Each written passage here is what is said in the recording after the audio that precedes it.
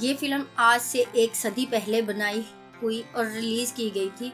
इस फिल्म को दोबारा 2023 में रिलीज किया गया। इस फिल्म के मशहूर किरदार से मुतासिर होकर कई फिल्मों में इस किरदार की कॉपी की गई। इस किरदार की स्माइल वाली शक्ल से मुतासिर होकर जोकर मूवी के विलन को भी यही लुक दी गई। इस फिल्म की कहानी क्लैन चार्ल्स नाम के एक बादशाह को एक और बादशाह किंग जेम्स मरवा देता है और इसके बेटे को कॉम्प्रे चीक्स को दे देता है। ये लोग बच्चों की शक्ल बिगाड़ कर इनसे भीख मंगवाते हैं या फिर बदसूरत शक्ल के साथ सर्कस में काम करवाया जाता है, जिसको फ्रीक शो कहा जाता है। ये लोग बच्चों का अगवा करते हैं और बच्चों के जिस्म की म्यूटेशन यानी जिस्म के अज़ा को काट कर इंसान की नई शक्ल देने की कोशिश करते हैं।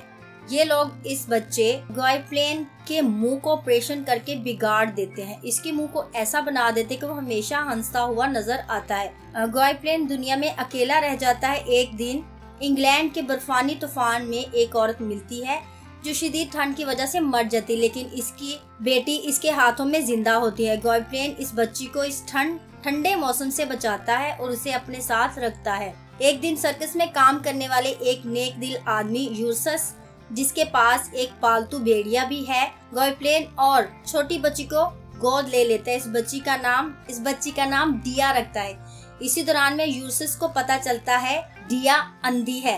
यूरसस ग्वाइप्लेन के साथ मिलकर पूरे मुल्क में शो करते हैं। ग्वाइप्लेन अपनी फ्रोजन स्माइल, चेहरे पर रुकी हुई मुस्कुराहट की वजह से पूरे मुल्क में शोहरत हासिल करता है।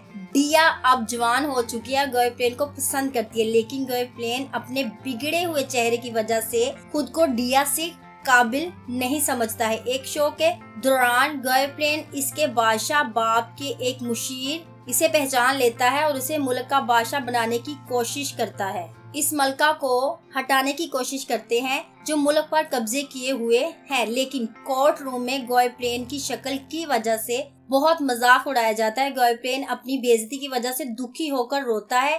ग्वाइप्लेन का शॉट देखकर एक शहजादी इतना मुतासिर होती है कि ग्वाइप्लेन को शादी का पैगाम भेजती है, लेकिन जब वो ग्वाइप्लेन का चेहरा देखती है उसको ग्वाइप्लेन से नफरत हो जाती है। ग्वाइप्लेन के बादशाह बनने की वजह से बहुत से दूसरे बादशाह इस बात से खुश नहीं होते कि एक जोकर जैसा आदमी इनके बराबर खड़ा है। इसका मजाक भी उड़ाया जाता है। इस बात से दुखी होकर ग्वाइप्लेन वापस डिया और यूरसस के पास चला जाता है, जहां डिया इससे अपनी मोहब्बत का इजहार करती है। ग्वाइप्लेन का चेहरा पहली बार छूकर महसूस करती है और ग्वाइप्लेन से कहती है कि मैं अपने रब का शुक्र करती हूँ कि उसने मुझे अंधा बनाया। मैं तुम्हारे अंदर का असल ग्वाइप्लेन देख सकूं क्योंकि तुम अपनी जाहिर शक्ल से ज्यादा अंदर से खूबसूरत हो। ग्वाइप्लेन भी डिया की मोहब्बत को कबूल कर लेता है और मुल्क के बादशाहों की तख्त के लिए जंग से खुद को दूर करना चाहता है। क्योंकि वो अपने बाप की तरह सियासी जंग में मरना नहीं चाहता, इसलिए वो डिया और यूरसस को लेकर इंग्लैंड छोड़ देता है और डिया के साथ अपनी नई जिंदगी शुरू करता है।